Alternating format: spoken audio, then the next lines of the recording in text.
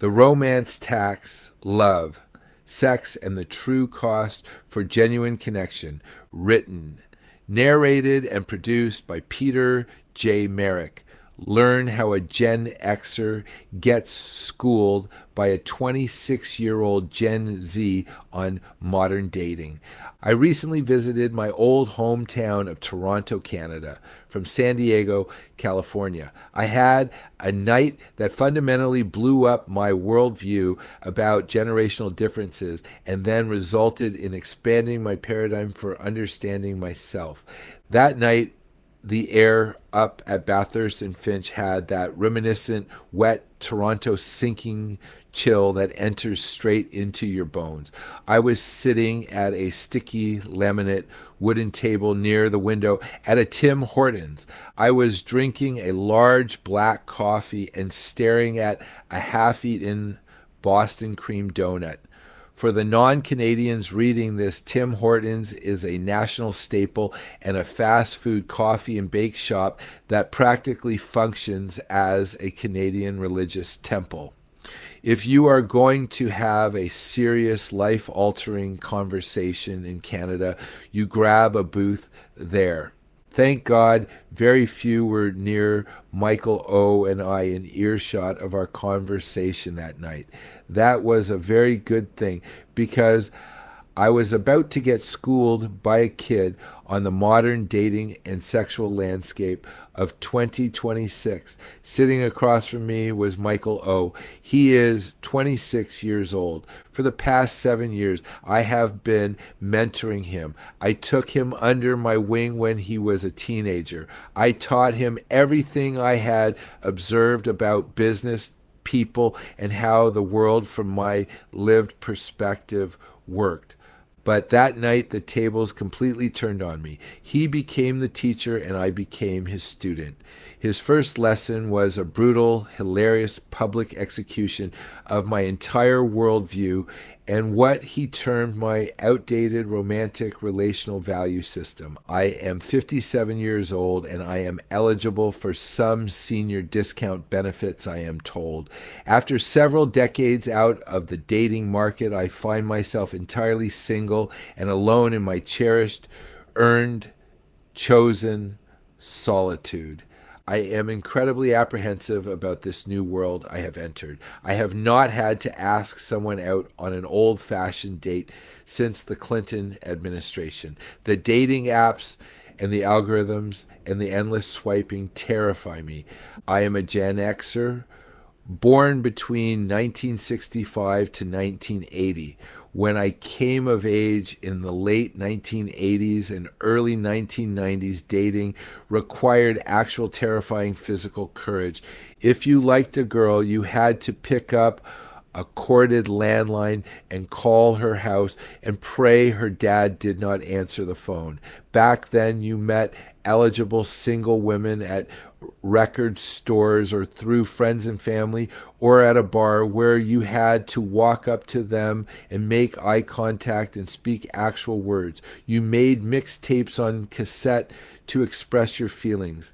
If someone did not call you back, you did not call it ghosting. You just assumed their answering machine broke or they were literally dead. We were raised on the brilliant coming-of-age films of John Hughes. Movies like The Breakfast Club, Pretty in Pink, 16 Candles, Weird Science, and yes, Ferris Bueller's Day Off. These movies defined our entire emotional landscape and generation. For me, these films taught us that true love and wild adventures could overcome any social barrier if you just had enough passion and spirit. And yes, faith. At my core, I am a true old-fashioned romantic who believes in serendipity and fate. At this stage of my life, I just want to find a real, genuine connection. At the root, I desire to find a life partner to share a laugh, fun company, a good meal, a shared direction, and yes, a complete and full life with. Michael O. belongs to Gen Z, born between 1997 to 2012. a generation of profoundly jaded young men. They lived their formative years trapped inside during worldwide COVID lockdowns, watching the social contract fracture through their glowing screens. They do not operate on hope. They operate on pure nihilism. Nihilism is the dark, unyielding belief that traditional values are completely baseless and that the system is entirely rigged, and that human existence has no intrinsic meaning or grand romantic purpose. His generation of Gen Z young men actually think they have calculated the exact return on investment on marriage and sexual relationships.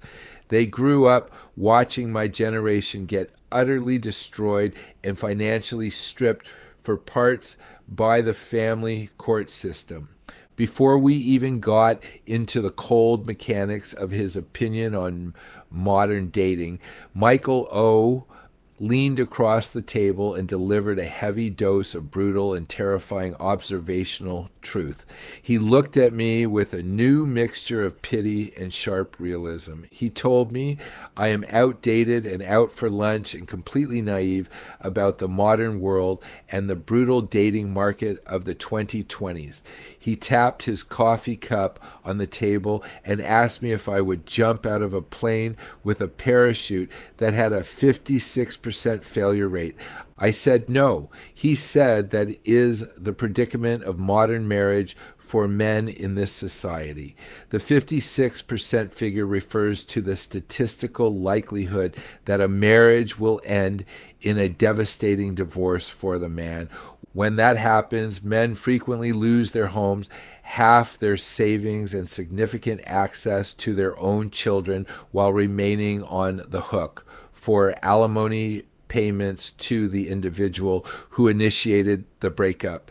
He told me this is the catastrophic gamble men make in a woke society where the deck is stacked against them before they even enter the courtship game. He told me that his generation of young guys does not do romance like an old romantic fool like me. His generation does risk management. I listened in horror as he schooled me in his modern male Gen Z reality. To understand how he manages that risk, we need to have a quick finance lesson from the cold world of economics. During COVID, I became good friends with Harry Markowitz. He was the legendary Nobel laureate who received the 1990 Nobel Memorial Prize in Economic Sciences for his pioneering work on the theory of investment portfolio risk management. Over the past 8 decades, hundreds of trillions of dollars have been influenced by his theorems. We spent a lot of time talking about life, risk, reward, and the numbers that drive human behavior.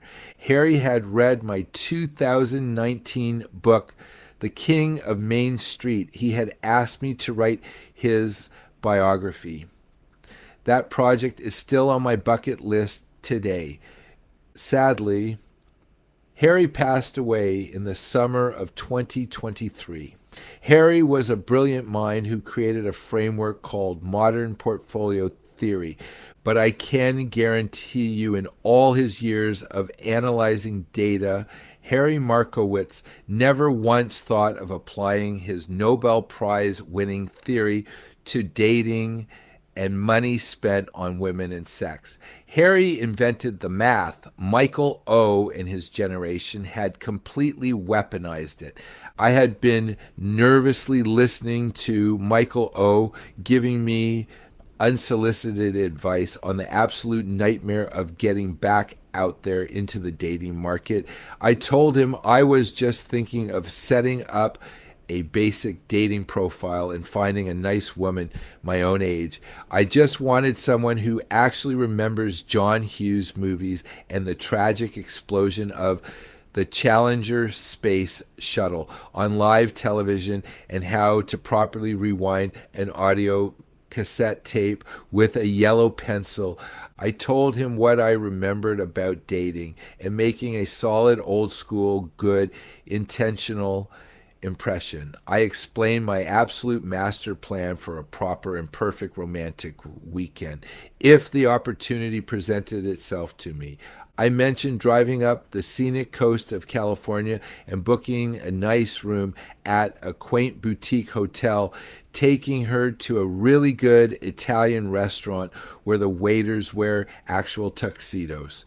I talked about sharing an overpriced bottle of wine and getting a ridiculously nice brunch the next day, and buying tickets to a theater show or a fancy wine tasting. I proudly shared with him that by the end of the weekend, between the boutique hotel and the rich meals and the theater entertainment, I would easily be prepared to happily drop up to $2,500 on the right woman. I asked him if this grand romantic gesture made basic common sense based on his cold Gen Z logic. Michael O. did not look at me with disgust. He looked at me with the deep, tragic pity you usually reserve for a lost golden retriever wandering onto a busy highway about to be hit by an 18-wheeler. Then he just shook his head and laughed right in my face. He gave me the look you give a toddler who's about to stick a fork into an electrical socket. He told me I was cute, but also a pathetic, naive, tragic romantic, just waiting to be taken advantage of again and robbed. I asked him to educate me on his logic. He said I was treating the dating market like a fairy tale from an era long dead. He said the modern dating market is a cruel financial trap, completely rigged against the guy. He explained that men are still expected to play by the outdated rules of chivalry while the other side gets to extract all the premium benefits without carrying a single one of the traditional responsibilities. He told me, because I have absolutely no idea how human intimacy is actually priced, in the 2020s I was about to get robbed completely blind. Then he looked me dead in the eyes and said he was going to use modern portfolio theory to financially audit my hypothetical non-existent sex life. He was about to show me a mathematical formula born entirely out of profound generational trauma. It was a desperate psychological shield designed to completely eliminate the terrifying risk of a broken heart by putting a hard price tag on human vulnerability. He leaned back with tragic pride and announced that he officially calls this ultimate defense mechanism the Michael O. Index. Michael O. reached over and aggressively grabbed a thick stack of cheap brown napkins and pulled a pen out of his pocket like he was prepping for open heart surgery. He said he was going to slowly school me so I could explain it to all my aging buddies who are also apparently getting completely financially fleeced by this current universal dating reality. I took a highly defensive and terrified bite of my Boston cream donut.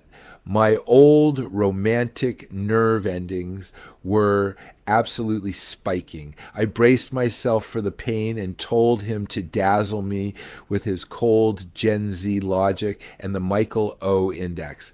He told me the rule number one of pricing anything. He drew a thick line down the napkin. He said, I need a baseline in finance. This is called the risk-free rate. To know if you are overpaying for a date, you have to know what the absolute maximum guaranteed price is for the absolute best product on the market. There is zero emotional hassle. There is a guaranteed return. I cautiously asked what the baseline was. Michael O. patronizingly explained that as a young man who understands how to properly hedge risk, he set the absolute market ceiling at $500 per hour. I slowly repeated the $500 out loud. He nodded and told me that was a rock-solid number to represent absolute peak dating value. Michael O. stopped writing. He looked up at me with completely dead eyes. He told me it was not some random made-up number. He patiently explained that $500 is the literal real-world going rate for 1 hour with a high-end professional prostitute in the state of Nevada. He had objectively verified this baseline price by cross-referencing global market surveys, proving that women between the ages of 20 to 24 are universally agreed upon as the absolute highest peak of physical desirability for men across all cultures. I inhaled so sharply it felt like I sucked all the oxygen out of the donut shop. A lethal crumb of Boston cream donut flew straight down my windpipe. I started hacking and violently pounding my chest like a dying silverback gorilla. Tears were just pouring down my beet red face. An even older guy at the next table stopped drinking his coffee and calmly watched me fight for my life. He was probably just waiting to steal a bite of my pastry the exact second I finally passed out. I finally stopped choking and wiped my eyes. I looked across the table at Michael O. and his sterile equations that made up the backbone of the Michael O. Index. I understood his entire systemic framework perfectly. His model operated on pure fear and baseline survival logic.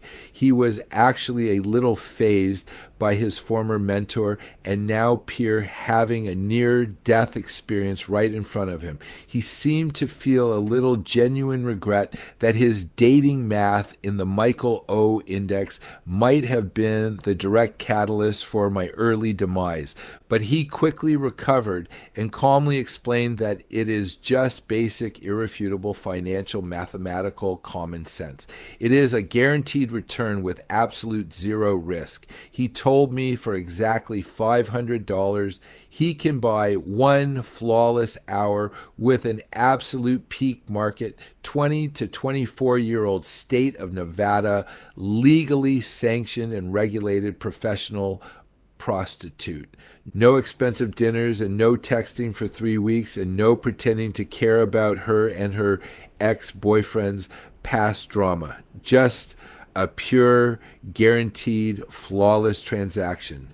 He said that is the market ceiling. That is the absolute objective maximum an hour of human intimacy is worth on the open market. I sat there stunned. My mind was reeling. It was the most offensive, vulgar, and yes, terrifyingly logical, quantifiable common denominator number I had ever heard argued regarding sex. I felt like an innocent little boy sitting in the middle of a high-stakes casino where the house always wins. Michael O. looked right at me and said, if you are planning to pay more than $500 an hour for intimacy, you're getting totally and completely mathematically scammed. Now, he said, let us define the assets. He drew 3 columns on the napkin. He said, first, we grade the assets into 3 tiers based on physical looks or the 1 to 10 scale. He said, let us use common sense here. A 10 is a Ferrari and a 5 is a reliable Honda Civic. You do not pay Ferrari prices for a Honda. He wrote quickly while explaining. Tier 1 is the 8 to 10 rating. These are the premium, beautiful assets or the stunners. Tier 2 is the 6 to 7 rating. These are the mid-market or cute and solid and reliable. Tier 3 is the 5 and below. These are the value plays with low visual return. He told me that the Michael O. Index applies the pricing based on this $500 ceiling for that peak 20 to 24 age bracket.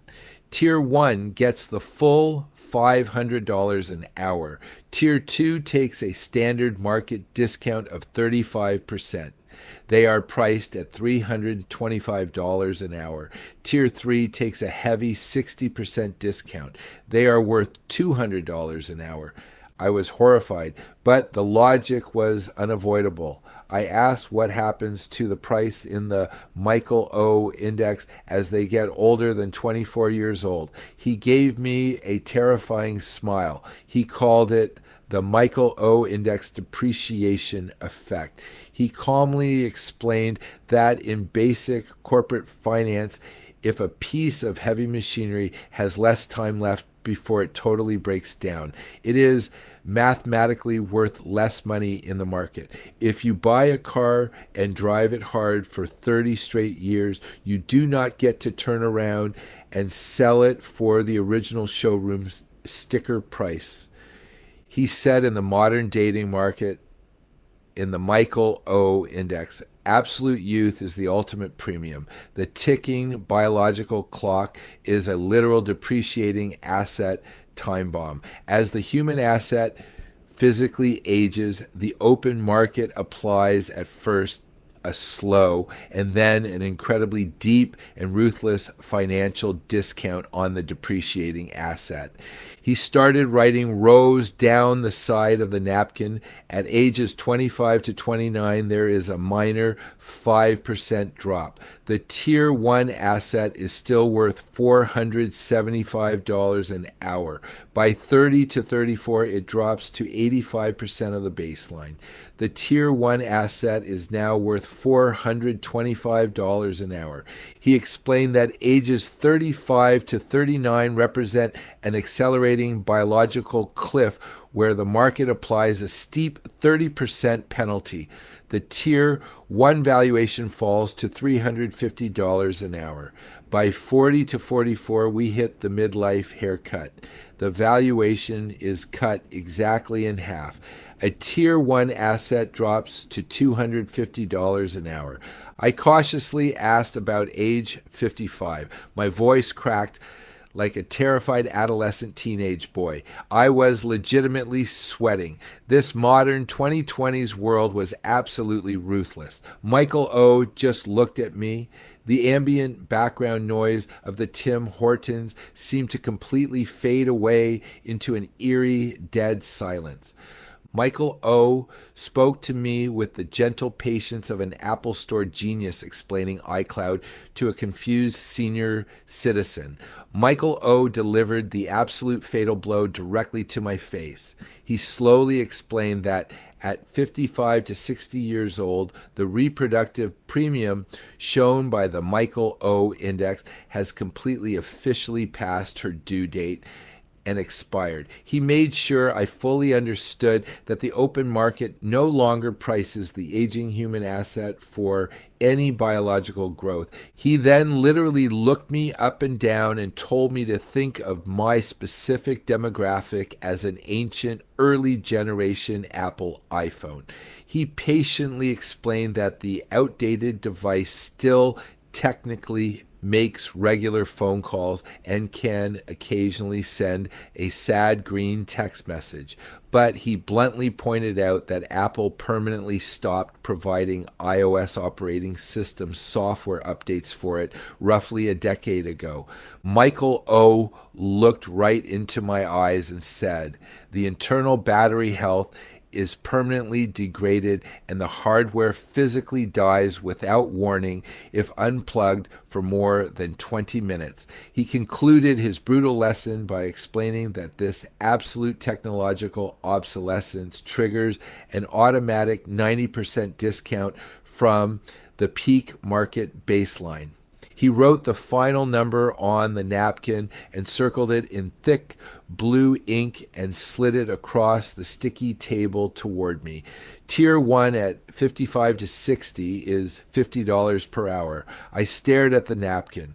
The zero on the 50 stared back at me and mocked my entire worldview. I said I wanted to get this absolutely straight. I asked him to clarify his pure mathematical logic. I asked if he was telling me that according to The Michael O. Index, an hour of intimacy with a highly attractive top-tier woman my own age, has a fair market transactional value of $50. He looked dead at me and said that is exactly what the index has confirmed for us. He told me, now let us run the numbers on my hypothetical $2,500 weekend through the Michael O. Index. He then told me that I was about to get schooled, and I felt a cold sweat break out on the back of my neck. I was terrified to learn the detached, cold truth. He said we are doing the human relationship audit. He locked his eyes onto mine. There was no escape. I was strapped into the chair, and the kid had the sledgehammer. I repeated that I want to take out a 55-year-old woman. Assuming she is gorgeous, Michael O. said, we generously classify her as a Tier 1 asset. According to the pricing matrix of the Michael O. Index, her fair market value is $50 per hour. Now he asked if I managed to close the deal. How long does the intimate actual physical transaction last? I felt my soul leaving my body. I was a 57-year-old man discussing my theoretical sexual stamina at Bathurst and Finch in my hometown of Toronto with a young Gen Z kid. Making the entire situation even worse was that Michael O. was schooling me at a Tim Hortons. I mumbled that it was an hour or maybe 2 hours if you count the cuddling. He nodded while doing the math in his head. He said, we do not count the cuddling. The transaction is 1 hour.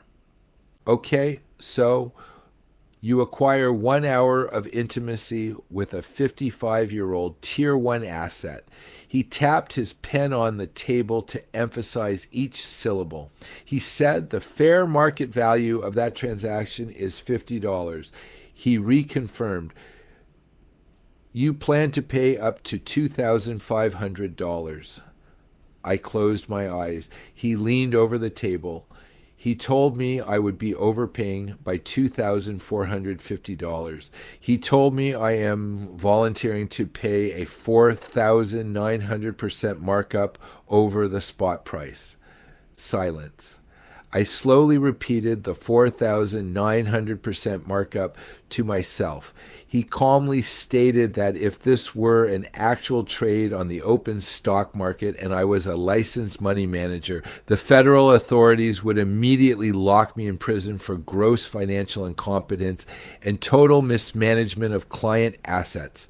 He leaned back and laughed at me before asking if I finally understood the sheer catastrophic magnitude of my faulty thinking after being fully audited by the Michael O. Index. I whispered defensively that I would buy her brunch. He shot back that I would be buying into the equivalent of a massive stock market bubble.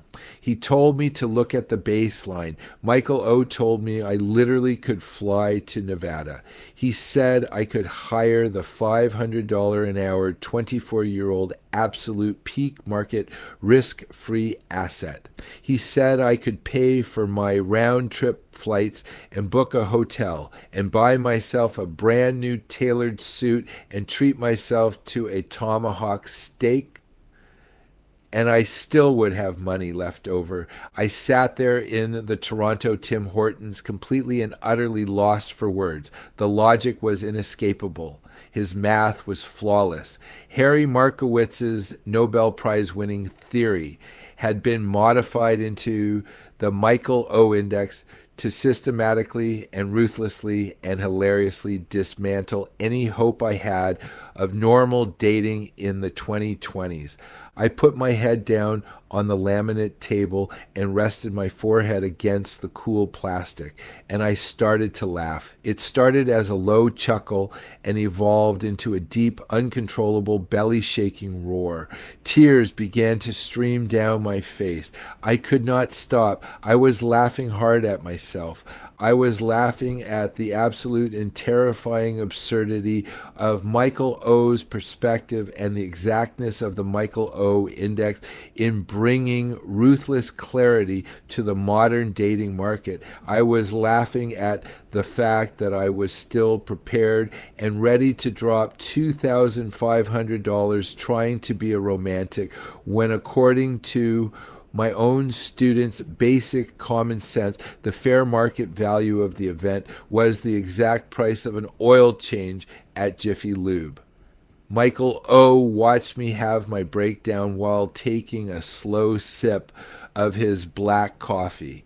He looked entirely satisfied with his work. He explained that before, the Michael O index guys had absolutely no objective way of evaluating their exact return on investment. He then told me that young guys starting out look at this math and realize the system is completely rigged against them. He said when they learn how to apply the Michael O index, they stop buying expensive dinners, hotel rooms, expensive travel, and gifts. They optimize. They look at the matrix and make a clear risk and reward evaluation of their invested time and money. They refuse to overpay for depreciating assets. They demand absolute fair market value. I finally managed to lift my head and wipe the tears of pure hysterical laughter from my eyes with my sleeve, just processing the sheer ruthless absurdity of his index. I looked at this kid, this brilliant and analytical and profoundly joyless kid. I had listened in horror as he schooled me on modern reality. The math used in his Michael O index was perfect. But as I sat there, I realized something incredibly important. I fundamentally disagreed with him and the entire presupposition behind the index. I completely rejected his generation's perspective on modern male and female relationships. I told him he is a mathematical genius who successfully quantified the exact monetary value of what he termed my absolute foolishness. I told him I had been completely and utterly schooled and that I bowed to his superior logic. He said thank you smoothly and confidently, but I told him he is missing one crucial variable. I tapped the napkin. Michael O asked what that was. I smiled and called it the romantic tax. I told him if I spend that $2,500, I am not just getting an hour of sex. I am getting the illusion of courtship. I'm getting the thrill of the chase. I get to sit across from a beautiful woman and share a great bottle of wine and pretend just for a weekend that I am not just an aging Gen Xer hurtling toward the grave. He noted dryly that any type of dating in the 2020s is a highly inefficient use of capital. I laughed and threw my hands up in the air. I told him he might be correct and my approach might be totally catastrophically inefficient. I told him I am a walking financial, true, hopeful romantic. But I told Michael, if you only ever pay the spot price, you only ever get the commodity. You get a transaction.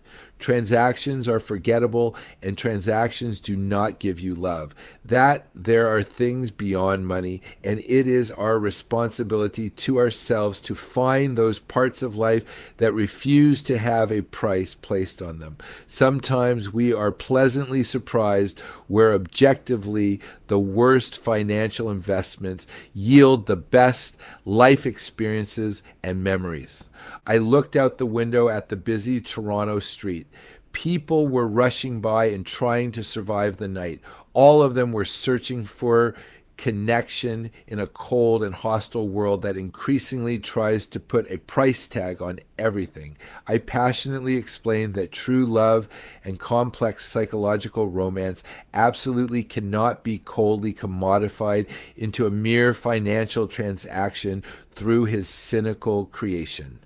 the Michael O index. I told him we assign infinite value to these things because highly integrated human beings consciously choose to give them profound emotional meaning.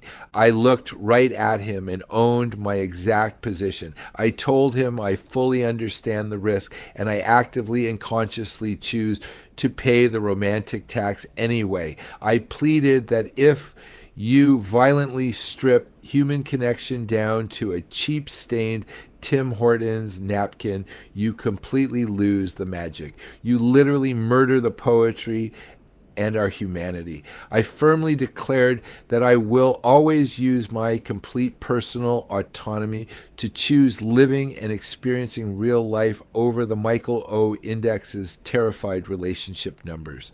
Michael O slowly raised one skeptical eyebrow and asked if I was legitimately perfectly okay with paying a 4,900% retail markup for basic human interaction. I confidently stood up from the table and smiled right at him. I told him if he wants to write me off as a hopelessly tragic romantic, I boldly and proudly welcome that exact label. I told him I am going to single-handedly prove him and his entire lost generation of cyber game players red-pilled men completely wrong. I firmly declared that there is still real magic and true love out there. I grabbed my jacket and boldly told him that I will gladly overpay to experience true, authentic love on my own exact terms. Michael O just slowly shook his head with profound clinical pity.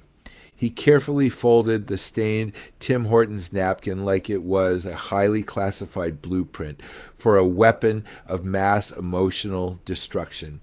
He tucked the terrible spreadsheet safely into his inner jacket pocket. He was not trying to be cruel. He genuinely believed he was preserving that brutal math to systematically educate and protect the very next poor romantic fool he decided to financially audit. He was walking out into the world fully armed to educate men with his brilliantly cold creation, the Michael O Index. There was no argument. There was just a deep, unspoken mutual understanding between two totally different men constantly learning from each other. As the lesson came to an end, I proudly marched right out those glass doors and into the crisp, freezing Toronto air. I took a massive deep breath and felt infinitely spiritually lighter and more human. My physical hardware was technically aging, but my assertive romantic soul was absolutely soaring and awakened. He had thought I had been completely mathematically owned and thoroughly schooled by the kid I used to mentor. I am, according to Michael O and his entire generation of young guys, a terrible dating investor on paper. But as I walked to my rental car at the corner of Bathurst and Finch, I made a conscious decision. I knew the exact moment I landed back in San Diego and finally got up the nerve to ask someone out, I would confidently overpay just to completely surrender to the possibility for deeply authentic, the very real human connection. Through over 5 decades of living, I have discovered that sometimes the absolute worst financial investments yield the highest possible human returns. This is something Michael O and his generation do not yet understand because they have not lived and fallen and gotten back up enough times to learn the greatest truth about life, the unpredictable potential for authentic love. You can simply call me an unapologetic, old-fashioned romantic. I am choosing to completely ignore the cold logic of the Michael O Index.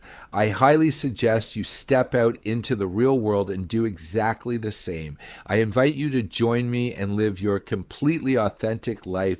Peter J. Merrick, A.K.A. Old Fart, remaining optimistic.